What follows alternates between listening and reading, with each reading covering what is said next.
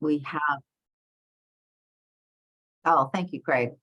So good morning and welcome to the fifth stakeholder meeting of what we refer to as the House Bill 413 Working Group, which was convened at the request of the legislature to look at the functionality of the state's state reinsurance program. And God, just ask everybody to be on mute.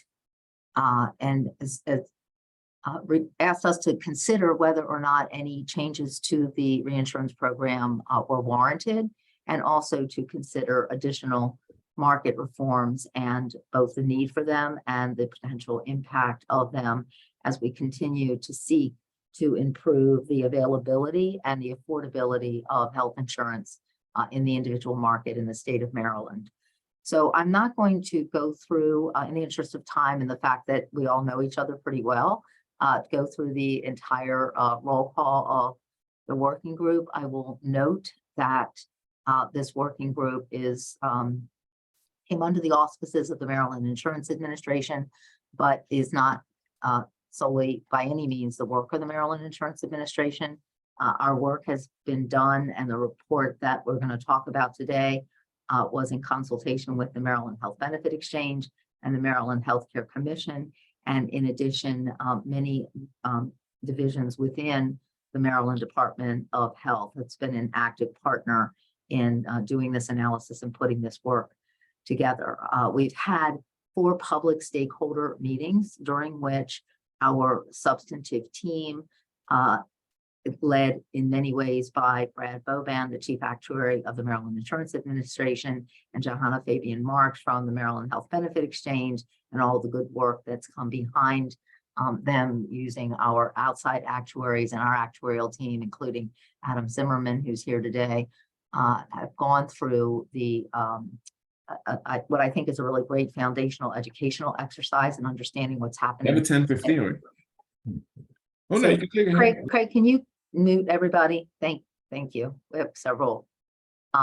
So it has gone through the exercise of, understanding what's happening in other states, understanding what's happening in the Maryland market, how the reinsurance plan has operating and is operating, and then done very thorough and extensive modeling around market reforms, comparing what's happened in other states, anticipating what could happen in the state of Maryland. So I'm going to do a very, very high level brief overview of the report that we circulated for comment, and then really open up the floor to allow people, particularly stakeholders, to ask questions and to talk about what the content of the report. We will also invite written comment, and we will accept written comments through, I think we can make it through let's say the 15th of December, which gives people just a little bit over a week, and then gives us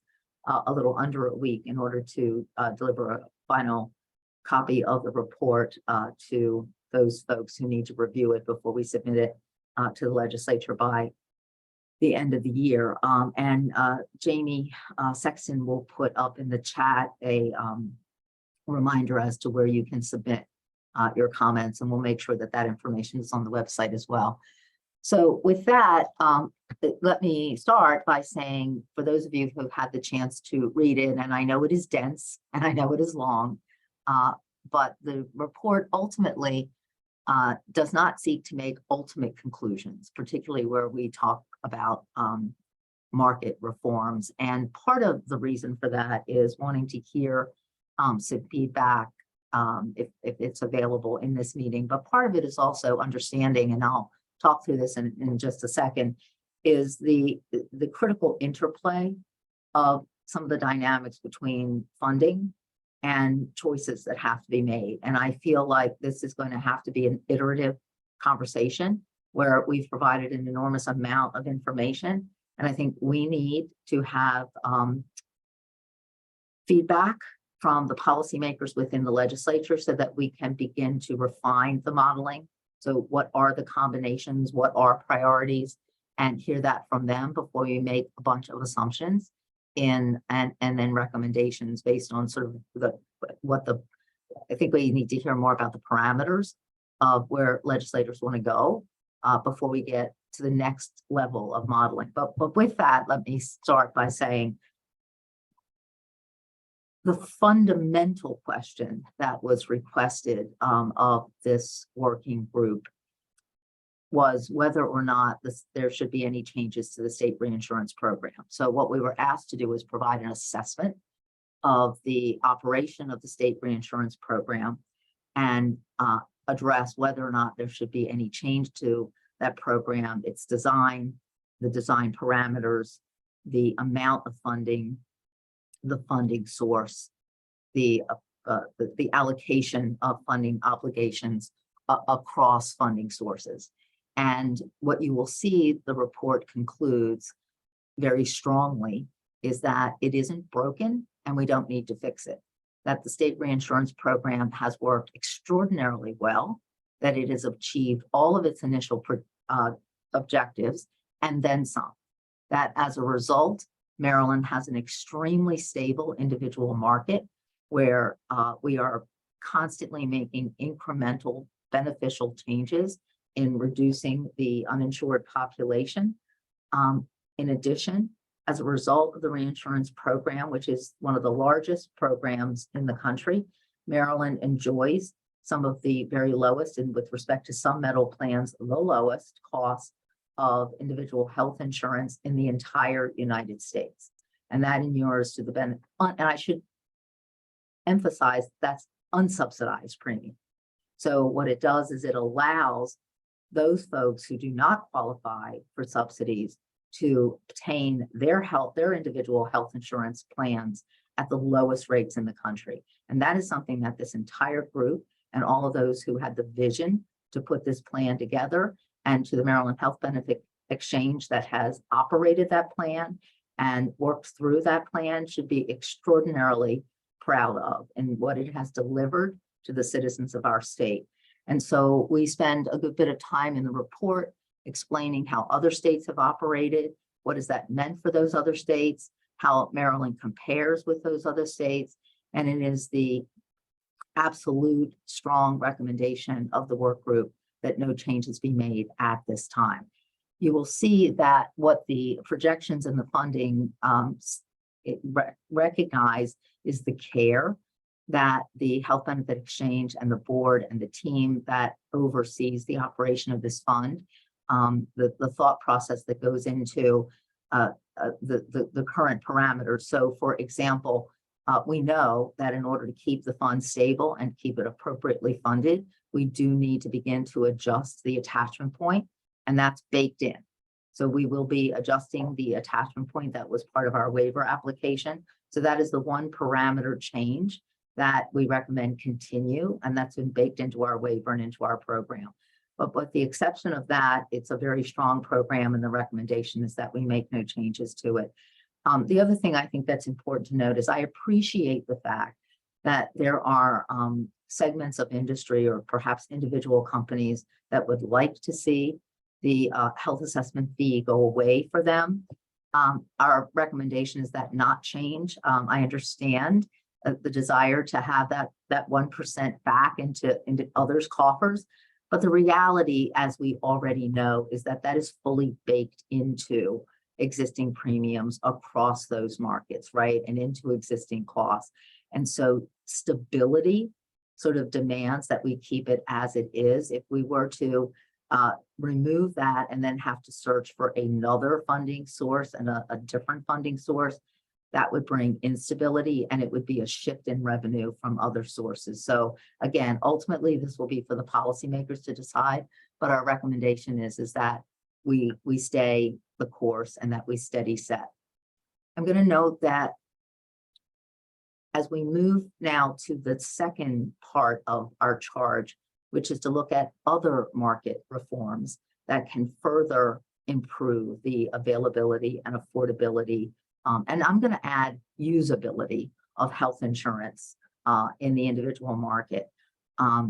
It's important to note that it is also the strong recommendation of the working group that we not utilize funds that are in the state reinsurance fund to in any significant way subsidize any of those other and additional market reforms. We'll talk about those market reforms and what the report says about them in a second.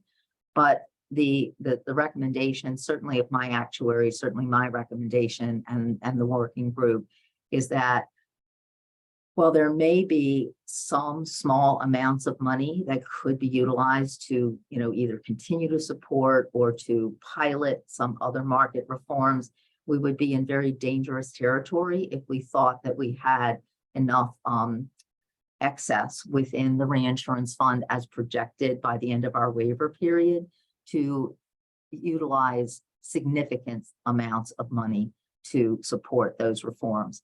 And as you look at the projections that were made by our actuaries with our consulting actuaries, there are two scenarios that had to be modeled, right? The first scenario is everything stays the same in that Congress extends what are the ARPA enhanced subsidies. So as the report goes through in detail, and I think everybody on this call is already educated about and understands, is that during COVID, the federal government extended and so expanded the amount of federal subsidy that was available to help people pay for their health insurance, their individual health insurance, and also expanded who could qualify for that assistance. Up until that time, there had been what we refer to as a cliff.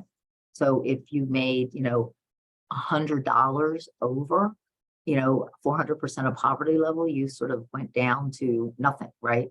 So the federal government extended that to a larger population. And what that did was, for the first time, it allowed middle income people to be able to take advantage of some element of the subsidy. So by taking away that income qualification, we saw upticks in the number of people who were willing to come in. If ARPA continues, as it has continued, those people will continue to receive subsidies, and there will be a much more significant amount of money at the end of our waiver period. I think that means that by the time we know whether or not ARPA is going to continue, but the point that we know that ARPA is going to continue, we may want to revisit this conversation. We may want to think about whether the amount of funding that we think is going to be there at the end warrants a conversation about how some of those funds could be used to support other market subsidies, but we don't know that. And if ARPA isn't continued, the amounts that we project that will be available are amounts that absolutely have to be safeguarded. And they have to be safeguarded for a variety of reasons. First of all, because we can't start our next waiver period with nothing. And secondly, because if that cliff occurs, if ARPA goes away, if the amount of subsidies cut back and people are completely cut off, there is going to be a premium shock that will be a shock to the stability of our health insurance market.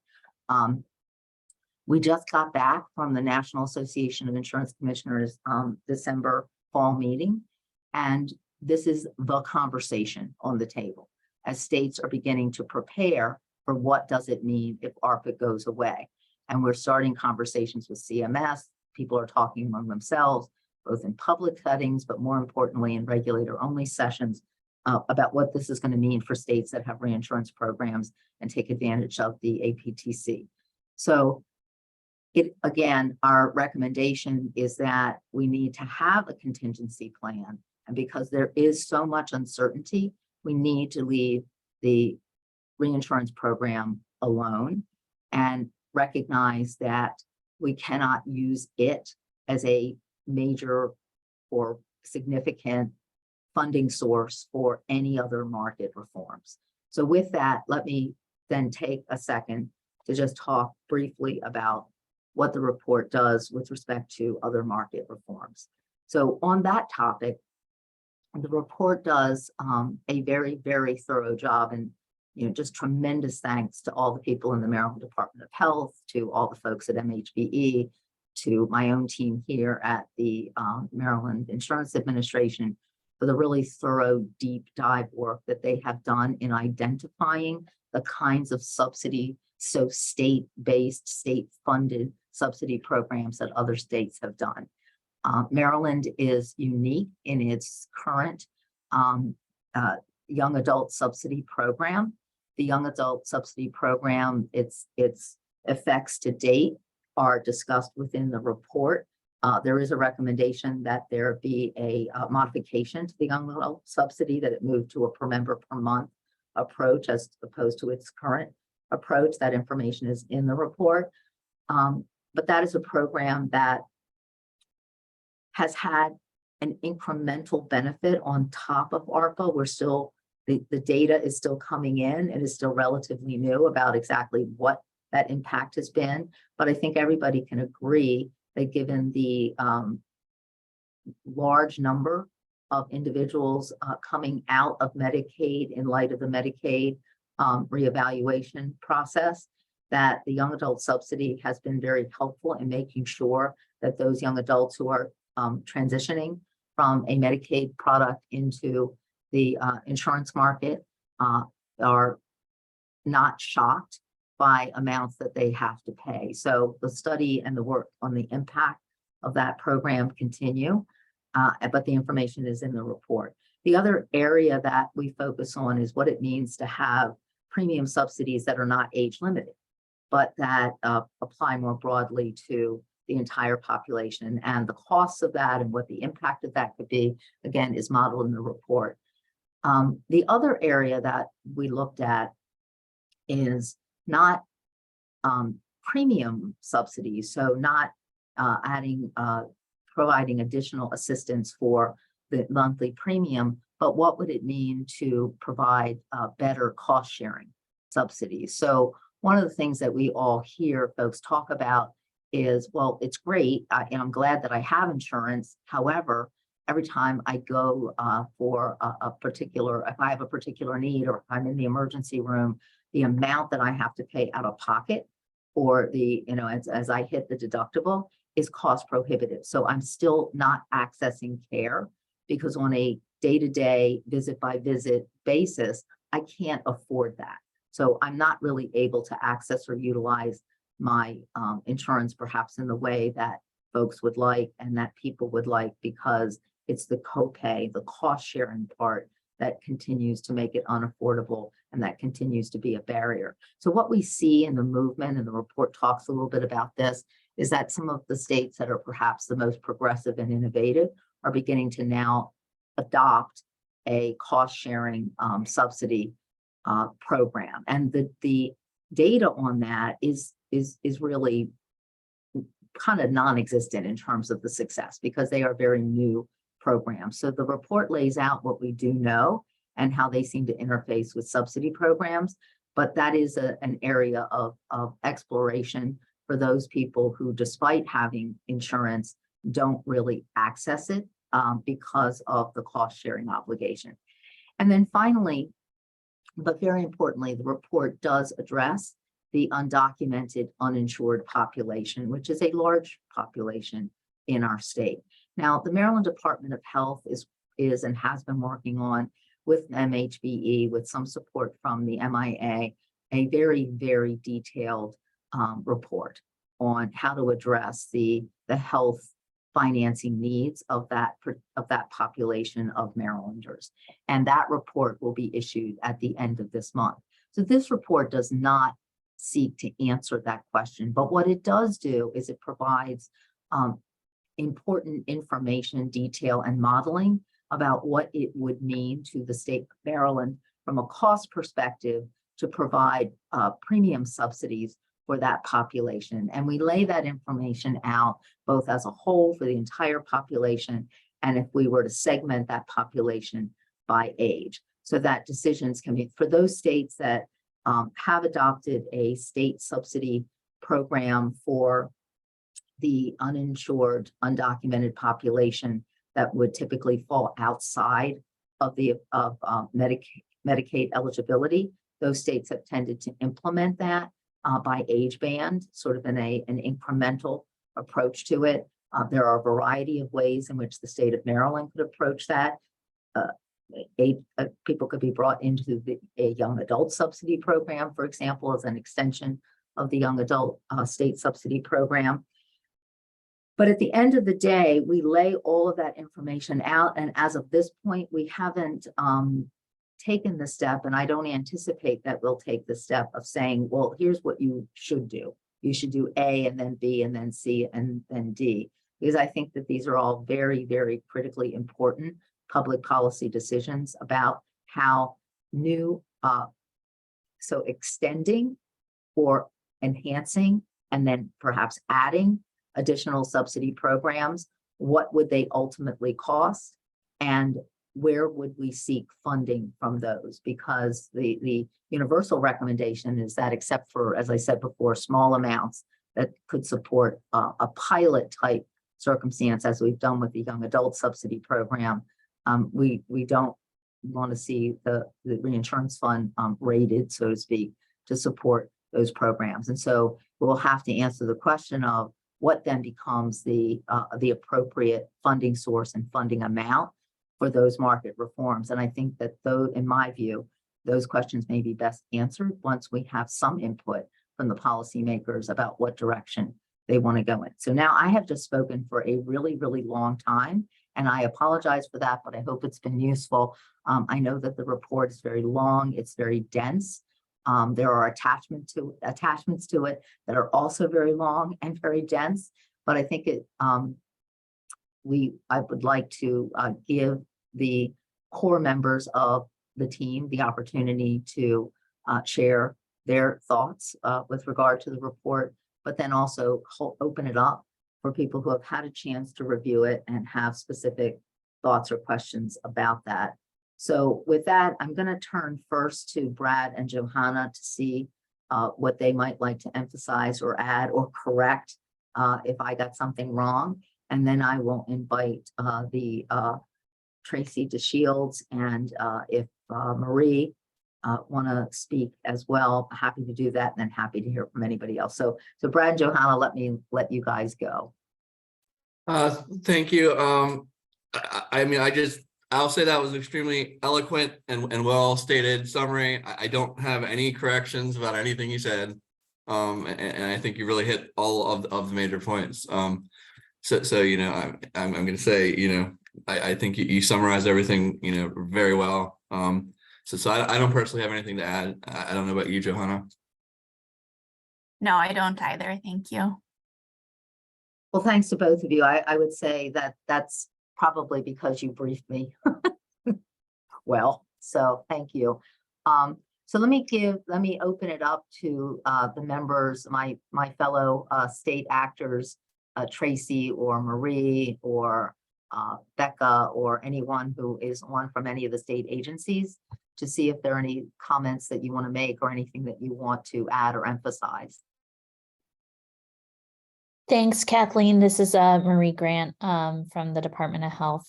Good morning, everyone. I similar to Brad and Johanna, Kathleen, really appreciate the thorough overview you just gave, and just want to note that we really appreciated the opportunity for collaboration and to provide input, and we're really looking forward to stakeholder feedback on the draft. So thank you. Thanks, Marie. Tracy? Yes. Hi. Good morning, everybody. I would just echo everybody else's sentiment. And Commissioner, you did a great job doing the overview. Us to be able to be involved. I'm not sure if Ken is on, but if he'd like to make a comment, I'll just throw it to Ken. Yates Trotman, I'm not sure if he's on or not, but we do appreciate this, and it was a lot of work and a lot of time, and greatly appreciate it, especially with regard to the analysis that Johanna and Brad have done for this report. So thank you very much. Thank you, Tracy. Ken? Thank you, Tracy. I just want to thank Commissioner Kathleen for her leadership throughout this whole process. You know, there was some heavy lifting done by Brad and his team, and also Joanna, and also the Medicaid department. So just a lot of sweat and tears, for this effort. And Kathleen, you have summarized all of the work very eloquently, but there was a lot of detail work that went behind what Kathleen have said this morning. So just don't want to let that go by. But we look forward to a interactive feedback from stakeholders and your feedback. Thank you. Thanks, Ken. I see that, and I want to make sure that any of the state actors that are with the departments that have contributed, who want to be heard are heard. I know Becca's on, I know Trisha's on. So just raise your hand if there's something you want to comment on. Comments for me, Kathleen. Thank you. Yeah. Okay, so with that, let me then open it up to anybody who has comments to make. And I will emphasize to you that not putting a stake in the ground at this exact moment with respect to any particular program or any particular population is not an indication that the team isn't mindful of the needs of that population and the needs to, provide appropriate subsidies. It really is out of respect for the legislative body to make sure that we know from both the legislature and others what is the next direction so that we can then support that direction. Sometimes you have to stop for a minute because there's so much to get an additional check-in and then be able to move forward. So in any event, so Vinny DeMarco. Thank you so much, Kathleen, and thanks for including us on this, Stephanie and myself, and great work. We're, the really wonderful work. And I share what you say about the success of the reinsurance program and everything. I just want to clarify, I hear what you're saying about this money, the assessment cannot be used for new programs. That I understand that completely. I just want to make sure that the programs that now, other than reinsurance, that are now funded through the assessment, the young adult subsidy and the health equity resource communities, can be continued to be funded. They're not included in your new program statement, because we would really want the young adult subsidy to continue after, it's another 2 years, to continue after that and hopefully be made permanent. And similarly with the Health Equity Resource Communities program that has got 3 years of funding from the assessment, we very much, we're going to advocate for those to continue. And I just want to clarify that in your statement of no new programs under the assessment, that doesn't include these. So, and the other thing I just want to say before I go off is on Tuesday at the Health and Government Operations Committee, where these reports are going to be submitted, we are also presenting to that committee a new report done by Steve Ports, who many of you know is terrific, that will show, and I think this is the first time anybody's ever documented this, that the expansions we've all done in Maryland have resulted in a $460 million savings in uncompensated care. It really is a very, very important thing that we all know, that the public knows, that everybody benefits when we expand healthcare. And of course, if we expand healthcare more, we'll save more in uncompensated care. And I'll get that report out to you to share with everybody. It's embargoed till Monday when we send it out to the media. But anyway, I want everybody to know about that report coming at HGO on Tuesday, and also to ask your question about those other two programs. Thank you very much. So thank you, Vinny. We'll very much look forward to that report. And I'm going to ask Brad to verify here, but my understanding is that when the team did their modeling, they assumed that the current expiration dates would pass and that the certain programs and certain would not continue. That doesn't mean that there doesn't need to be a discussion. And in fact, we were even talking about how to adjust parameters to the young adult subsidy. But part of our report talks about, do we want to continue the young adult subsidy as it is? Do you want to, should we actually have young adults and a subsidy that isn't age limited? Should we have a subsidy that is still young adult focused but includes undocumented? So there are permutations that sort of need to be, discussed in terms of where we want to see that go. And then what is the price tag on that? And then what is the appropriate funding source for that? So Brad, do you want to clarify what your modeling assumed? Yes, and yes, to be clear, this is a modeling decision. It had to be made fairly early on. We had to make a lot of modeling decisions to keep it to a reasonable number of models for these actuaries to project. So we did assume that those programs would not continue. So all of the projections are assuming that they're going to end under their currently scheduled programs. To the extent that they did get extended, that would eat into any projections of the ending balances of the state funds. So right now, none of the reinsurance projections assume either of those programs will be extended. Which is why my caveat around don't use the state reinsurance fund is that the caveat is except perhaps for small amounts that could continue to be used on an annual basis, as is currently the case. So, when we look at the end amount as modeled and the 300 and some million dollars that would be projected to be available, you could foresee, I know that Brad is going to yell at me afterwards for saying this, but you could foresee using small amounts of that money, 20, 25, $30 million, perhaps a year to continue to do things that we're currently doing that are scheduled to sunset. But I think those have to be very deliberate conversations, because what you will see in our modeling is that we need a contingency plan for what happens when ARPA goes away, if ARPA goes away. Because if ARPA goes away, that's shock to our system. And you're going to see people that have 40% increases in their premium. And guess what happens to those people? Those people just move out. And then you begin the spiral that we experience, that led to the creation of the reinsurance plan to begin with. So we will have to have a critical, regardless of what happens for this report, we will have to come together and have a critical conversation around what do we do? Do we make the reinsurance plan smaller?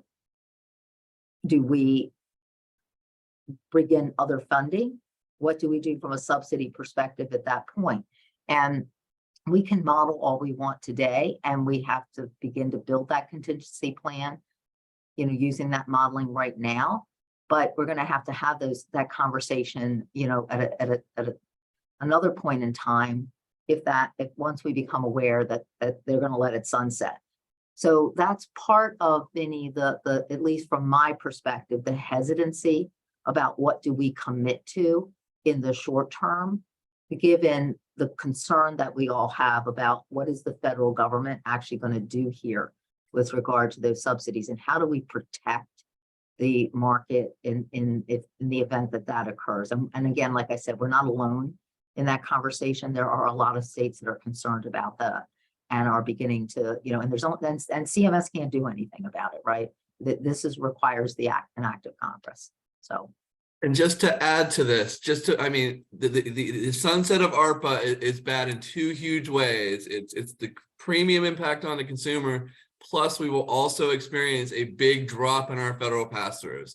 So it's going to be a huge new need plus a huge drop in federal funding. So it is a double-edged bad sword if this expires. So it cannot be stressed enough how much adverse impact we will have if the federal government does not expand this. So just to jump in there and reiterate. Thank you. I am confident ARPA will be extended with Joe Biden. Bye. I wish that he could just do that by himself. Any other questions or comments at this point? Hi, Allison, welcome. Hi, good to see you. For everyone here, Allison Taylor with Kaiser Permanente. I just wanted to give a big thanks to you and your team. I'm still digging through this report, and if we have comments, I'm sure we'll follow up in writing with that. But I did want to let you know, I mean, as far as I did see, I saw it was just so tremendously thorough, and I did pass it along to our folks who study reinsurance programs across the country as a real resource for a lot of good information. So I do appreciate that. Thank you. Well, thank you for that. And really, I wish I could take credit for it, but I absolutely can't. This is the incredible work of a lot of teams, but really, Brad and Anna and Johanna have really been sort of the lifeblood behind this, and the just unbelievably thorough researchers. So we all owe them an incredible a debt of gratitude for their thoroughness and their work on that. And Allison, I know you had to join us a little bit late. I think Jamie has put it into the chat, but we're asking for written comments by December 15th. So we'll be happy to take those written comments from you by December 15th. Matt, Perfect. Thanks. Mr. Celentano. Thank you, Commissioner Brain. Welcome back to dreary Maryland from sunny Florida. I also want to relay my thanks for the very thorough report and for listening throughout this process over the interim. And I think that we are all still sort of digesting the entirety of the report, but could not be thankful for all the effort went into it. I usually play the yin and the yang to Vinnie DeMarco, but I also think the ARPA subsidies are going to continue regardless who is president.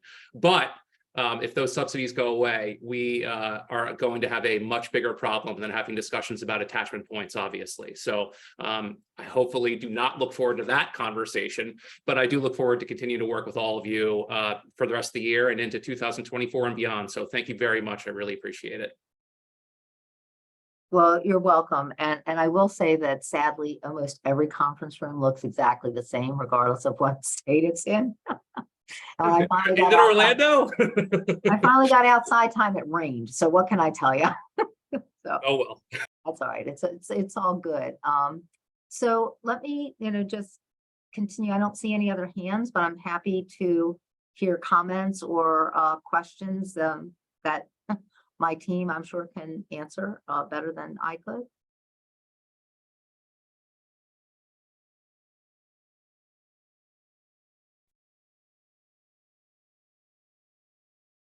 So as I indicated, the report is long, it is dense.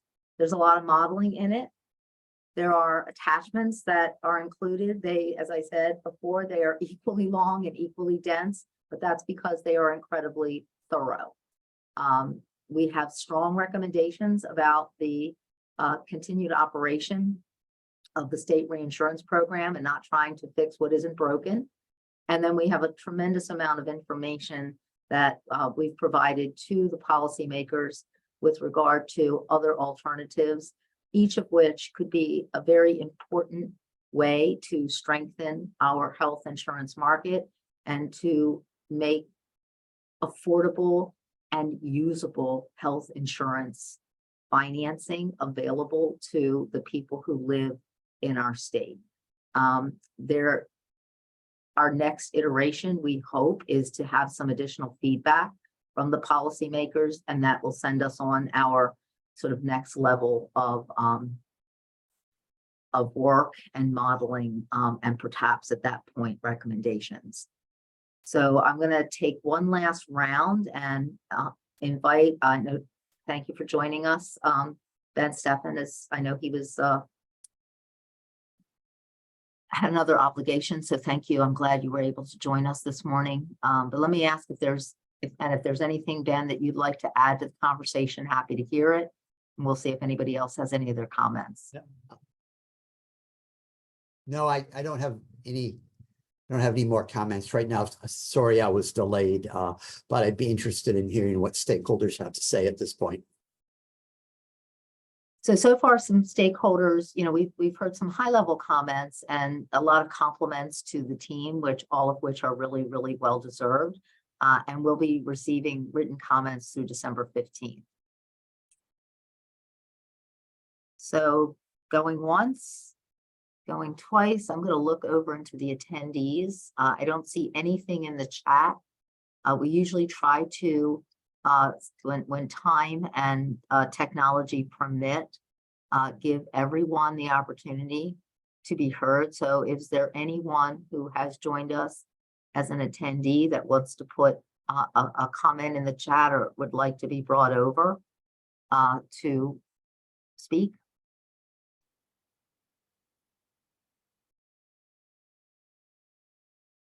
Give you just a second in case you're typing. Okay, I don't see anything. So with that, I am going to give everybody a big slug of their day back. And again, I want to thank everybody who was part of this effort. I want to invite everybody who's here today and anyone else who would like to, who has written comments, to submit those written comments to jamie.sexton@maryland.gov. Her contact information is in the chat. And there'll also be a notice on our insurance, our MIA website as to where those comments can be provided. If you get them in earlier, you get extra points because we'll read them faster. And then we will be finalizing the report to begin its final review process. And it will be completed by December 21st for the final review process, and then submitted timely on December 31st. So with that, again, thank you everyone for not just the folks that worked on the report, but really for everybody's engagement throughout the process and your comments and your thoughts, because they've been very much appreciated. So with that, if I don't see folks, have a lovely holiday season, and thank you. Take care. Bye-bye.